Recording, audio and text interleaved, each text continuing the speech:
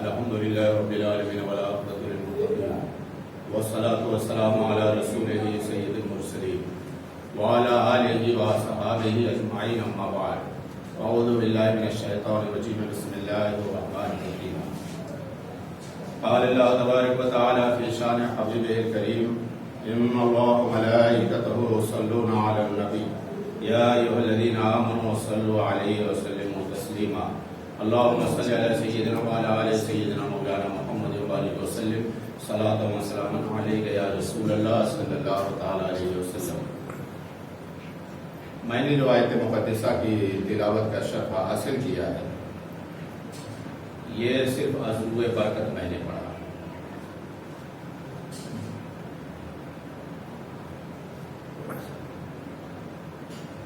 میں آپ کو کبیر شاہ کا ایک دوہا سناتا ہوں۔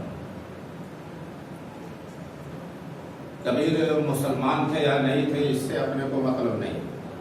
کچھ لوگ ایسے بھی ہوتے ہیں جو ہر مذہب کی تعریف کرتے رہتے ہیں، لوگ ان کو اپنا سمجھتے ہیں، ایسے بہت سے لوگ ہوتے ہیں، لیکن اس سے اپنے کو مطلب نہیں ہے کہ کبیر کس مذہب کے تھے۔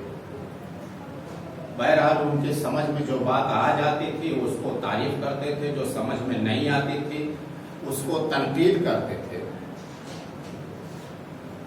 اور مذہب کا مطلب یہ ہے بات سمجھ میں آئے یا نہ آئے، بہرحال اس کو تسلیم کیا جائے، مانا جائے۔ اس سے قطع نظر وہ کس مذہب کے تھے، میں ان کا ایک دوہا سناتا ہوں، اور انہوں نے کس مقصد کے لیے کہا تھا وہ نہیں، تشریح ہم اپنے اعتبار سے کرتے ہیں۔ دوہا ان کا یہ ہے: چکی کے دو پاٹن کو دیکھ کر دیا کبیرہ روئے، چکی کے دو پاٹن کو دیکھ کر دیا کبیرہ روئے، جو چکی میں آ گیا بچا نہ کوئی، چکی چکی سب کہیں کیلی نہ کہے کوئی، جو کیلی سے لاگا اس کا بال نہ بیکا ہو۔ ہم نے عالم خیال میں کبیر داس سے کہا چکی کا مطلب یہ ہوتا ہے کہ جو ہاتھ چکی پہلے زمانے میں ہوتی تھی، اب اس شہر کے لوگ نہیں سمجھ پائیں گے، اس میں جو جوان ہیں وہ اپنی ماں سے پوچھ لیں گے، جو نوجوان ہیں وہ اپنی دادی سے پوچھ لیں گے وہ گھر کی چکی کیسی ہوتی تھی۔ پتھر کے ایک پارٹ نیچے ہوتا تھا، ایک اوپر ہوتا تھا، اور بیچ میں ایک کیلی ہوتی تھی۔ ہماری لوکل زبان میں اسے جانتا کہتے تھے، باقی اور زبانوں میں اس لیے ہر 100 کلومیٹر کے بعد لوگوں کی کچھ نہ کچھ زبانیں بدل جاتی ہیں۔ تو ایک پارٹ نیچے پتھر کا ہوتا تھا، ایک پارٹ اوپر ہوتا تھا، بیچ میں کیلی ہوتی تھی، اور اسی سے گیہوں پیسا جاتا تھا پہلے زمانے میں۔ تو کبیر نے اسی کو کہا کہ چکی کے دو پاٹن کو دیکھ کر دیا کبیرہ روئے، جو پاٹن میں آ گیا بچا نہ کوئی۔ ہم نے عالم خیال میں کبیر داس سے کہا، کبیر داس آپ نے گیہوں کو پستا ہوا دیکھ کر کے رو دیا، اس میں رونے کی کون سی بات تھی؟ کبیر داس زور سے ڈانٹے۔ جب انہوں نے زور سے ڈانٹا تو ہم نے سمجھا کہ بات اس میں تو کچھ ہے۔ ہم نے کہا کبیر داس اس میں رونے کی وجہ کیا ہے؟ کہا تو دیکھتا نہیں، دونوں پاٹوں کے بیچ میں جو گیہوں آ گیا سب پس گئے۔ ہم کہتے پیسنے کے لیے تو گیہوں آ گئے تھے، پس گئے، اس میں رونے کی کون سی بات ہے؟ کہا تو دیکھتا نہیں، زمین ایک پاٹ کی طرح ہے، آسمان ایک پاٹ کی طرح ہے، اور بیچ میں ہم لوگ ہیں۔ اگر اللہ کی ناراضگی سے، زمانے کی حرکت سے، زمانے کی ناگہانی آفتوں بلاؤں سے، اگر یہ ہماری گناہوں کی وجہ سے، ہماری نافرمانیوں کی وجہ سے اگر یہ تھوڑی سی بھی حرکت میں آئی تو ہم تو گیہوں کی طرح پس جائیں۔ میں نے کہا کبیر داس بات تو جو ہے ٹھیک ہے، لیکن اس کی بچنے کی کوئی اپائے ہے؟ کب اسی میں ہے، اسی میں دیکھ دو اسے، اور یہ سب کی نظر نہیں جاتی، یہ کسی کسی کی نظر جاتی ہے، بچنے کی اپائے اسی میں ہے۔ کہا کبیر داس ہم نے تو دیکھا لیکن بچنے کی اپائے نہیں ہے، گیہوں تو سب پس گئے۔ کہا دیکھ غور سے اس کو، دوسرے دوہا موسی نے کہا چکی چکی سب کہیں، کیلی نہ کہے کوئی، جو کیلی سے لاگا اس کا بال نہ بیکا ہو۔ جو جانتے کو کہ چکی کو جانتے ہیں، جو بیچ میں کیلی ہوتی ہے اس سے جا کر کے جو 10 سے 12 گیہوں 20 گیہوں جو جا کے لگ جاتے ہیں وہ پسنا تو درکنار اور ٹوٹتے بھی نہیں ہیں، یہ خاصیت ہے۔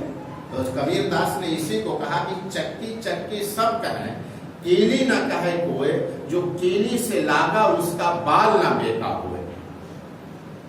ہم نے غور و فکر کیا، کبیر داس نے تو بڑی پتے کی بات کہی، زمین ایک پارٹ ہے، آسمان ایک پارٹ ہے۔ انہوں نے جو مثال دیا چکی کی، ایک پارٹ پتھر نیچے ایک پارٹ ہے، ایک پارٹ پتھر کا اوپر ہے، بیچ میں کیلی ہے، سارے گیہوں پس گئے۔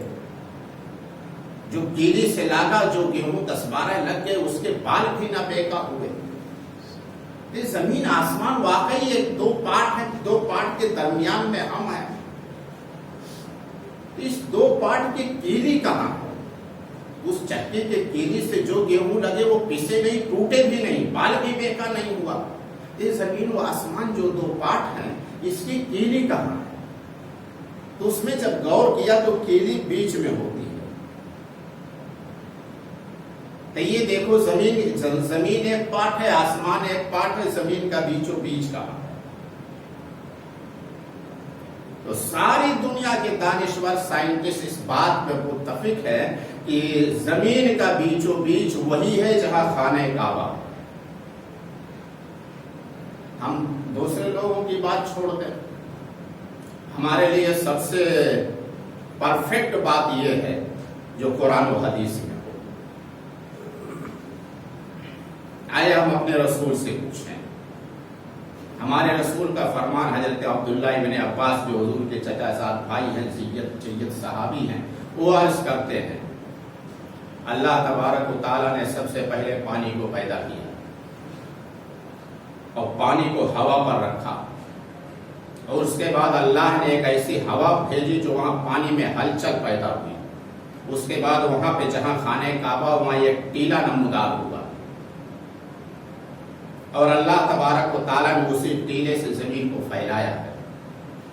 یہ عبداللہ ابن عباس فرماتے ہیں زمین کا سب سے پہلا ٹکڑا جو اللہ نے پیدا کیا وہ خانہ کعبہ ہے، اور وہیں سے ساری زمین کو پھیلایا ہے۔ اور پہاڑوں میں جو سب سے پہلا پہاڑ پیدا کیا وہ جبل ابو قبیس ہے، جو صفا پہاڑی کے قریب میں ہے، اور اسی پہاڑ سے حضور صلی اللہ علیہ وسلم نے چاند کو 2 ٹکڑے کیا تھا۔ اور آئیے اس کو ہم مزید وضاحت کے ساتھ اہل بیت اطہار کی بارگاہ میں چلتے ہیں۔ حضرت امام باقر رضی اللہ تعالیٰ عنہ جو حضرت امام حسین کے پوتے ہیں، ان سے جب پوچھا گیا کہ اللہ تبارک و تعالیٰ نے سب سے پہلے کیا پیدا کیا اس جگہ کو، تو انہوں نے فرمایا جب اللہ تبارک و تعالیٰ نے فرشتوں سے ارادہ ظاہر کیا انی جاعل فی الارض خلیفہ، میں زمین پر اپنا ایک خلیفہ بنانے والا ہوں، تو فرشتوں نے کہا الہ العالمین تو اس کو خلیفہ بنائے گا جو زمین میں دنگا فساد کرے گا؟ ہم تیری تسبیح اور تمجید کے لیے کافی ہیں۔ اللہ تبارک و تعالیٰ نے فرمایا انی عالم ما لا تعلمون، میں جو جانتا ہوں تم نہیں جانتے۔ اللہ تبارک و تعالیٰ کے اس کہنے سے فرشتوں نے خیال کیا کہ شاید اللہ تبارک و تعالیٰ کے حکم پر جو ہم نے سوال کیا ہو سکتا ہے کہ اللہ تبارک و تعالیٰ اس سے ناراض ہو گیا، تو فرشتوں نے عرش اعظم کا طواف کرنا شروع کیا۔ اس کے بعد اللہ تبارک و تعالیٰ نے ایک عرصے کے بعد عرش اعظم کے نیچے ایک گھر بنایا، سرخ یاقوت سے اس کو ڈھانپ دیا، جس کو بیت الفراح کہا جاتا ہے، اور عام زبان میں اس کو بیت المعمور کہا جاتا ہے۔ حکم ہوا کہ اس کا طواف کرو، تو فرشتوں کے لیے عرش اعظم کی بنسبت اس کا طواف کرنا آسان تھا۔ ایک عرصے تک اس کا طواف ہوتا رہا، اس کے بعد اللہ تبارک و تعالیٰ نے فرشتوں کے سے کہا اسی کے نیچے زمین پر اسی کی طرح کا ایک گھر بناؤ۔ اور زمینی مخلوق کو حکم دیا کہ اس کا طواف کرو. تو حضرت امام باقر علیہ السلام فرماتے ہیں کہ حضرت آدم سے 2000 سال پہلے خانہ کعبہ کو فرشتوں نے بنایا. اس کے بعد حضرت آدم علیہ السلام آئے تو حضرت جبرائیل علیہ السلام کی نگرانی میں حضرت آدم و حوا علیہ السلام نے خانہ کعبہ کی تعمیر کیا، اس کی بنیادیں کھودی، یہاں تک کہ پانی نکل آیا. اللہ تبارک و تعالیٰ نے کہا آدم پس کرو. اس کے بعد مختلف زمانے آتے رہے، تعمیر ٹھہرتی رہی، لوگ انبیاء کرام آتے رہے، بناتے رہے، اس کے بعد دوسرے لوگ بناتے رہے، یہاں تک حضرت ابراہیم علیہ السلام نے اس کو بنایا. اس کے بعد بنیادی ابراہیمی پر ہی جن لوگوں نے بھی تعمیر کیا، بنیادی ابراہیمی پر تعمیر کیا. جو موجودہ خانہ کعبہ ہے ہجری 1040 میں یہ ترکی کے سلطان، سلطنت عثمانیہ کے سلطان مراد خان نے اسے تعمیر کیا تھا. بہرحال اس بنیاد ابراہیمی. کہنے کا مطلب یہ ہے کہ سب سے پہلے جو زمین کا ٹکڑا پیدا کیا گیا، مرکز زمین جو ہے، جو زمین کی مرکزی جگہ ہے وہ خانہ کعبہ ہے، اور خانہ کعبہ گویا ایک ستون ہے زمین و آسمان کے درمیان میں. تو کبیر داس نے کہا کہ جو ستون سے لاگا اس کا بال بھی نہ بیکا ہو. تو مرکز زمین پر، زمین کو بیچوں بیچ میں جو شے ہے وہ خانہ کعبہ ہے. تو مطلب یہ ہے کہ مرکز زمین پر یہ وہ ہے، مرکز زمین سے جو تعلق کو جوڑا اس خانہ کعبہ سے تعلق کو جوڑے گا. اللہ تبارک و تعالیٰ کے عذاب سے، زمانے کے دست و گرو سے، زمانے کی حرکات سے، مصیبتوں سے، بلاؤں سے وہ محفوظ رہے گا. وہ مرکز زمین خانہ کعبہ سے تعلق کو جوڑے گا. دوسری ایک چیز یہ ہے، کم و بیش 1,24,000 انبیاء کرام آئے، لیکن مرکزی زمین پر صرف آخری نبی حضرت محمد رسول اللہ صلی اللہ علیہ وسلم کے سوا کوئی بھی پیدا نہیں ہوا. جتنے 1,24,000 پیغمبر ہیں وہ زمین کے مختلف حصوں پہ پیدا ہوئے. یہ اور بات ہے وہاں پہ آئے، لوگ آتے رہے، لیکن پیدا وہاں پہ کوئی نہیں ہوا. صرف حضور صلی اللہ علیہ وسلم مکہ معظمہ میں مرکزی زمین پر پیدا ہوئے، اور حضور مرکز کائنات ہیں. آپ ربیع الاول شریف کے میلاد میں برابر سنتے رہتے ہیں، اللہ تبارک و تعالیٰ نے جب کائنات کو پیدا کرنا چاہا تو اپنے نور سے، اپنے نور کے فیض سے حضور صلی اللہ علیہ وسلم کا نور پیدا کیا. اس کے بعد ان کے نور کے فیض سے ساری کائنات کو پیدا کیا. تو حضور صلی اللہ علیہ وسلم مرکز کائنات ہیں. تو دوسرے الفاظ میں یہ ہے کہ اگر زمانے کے عذاب سے بچنا چاہتے ہو، سکون میں رہنا چاہتے ہو، اللہ کے رحم و کرم پہ رہنا چاہتے ہو، اللہ کے فضل چاہتے ہو، تو جو مرکز کائنات ہے یعنی حضور محمد رسول اللہ صلی اللہ علیہ وسلم، ان کے دامن سے وابستہ ہو جاؤ. یہ مرکز کائنات ہے. خانہ کعبہ مرکز زمین پر ہے، وہ زمین کا سکون ہے. تیسری طرف سے اگر ہم دیکھ لیں، اسلام کی بنیاد 5 چیزوں پر ہے: کلمہ، روزہ، نماز، زکوٰۃ، حج. یہ 5 اسلام کی بنیادی عبادتیں، بنیادی چیزیں. اور ان میں نماز کو مرکزی حیثیت حاصل ہے.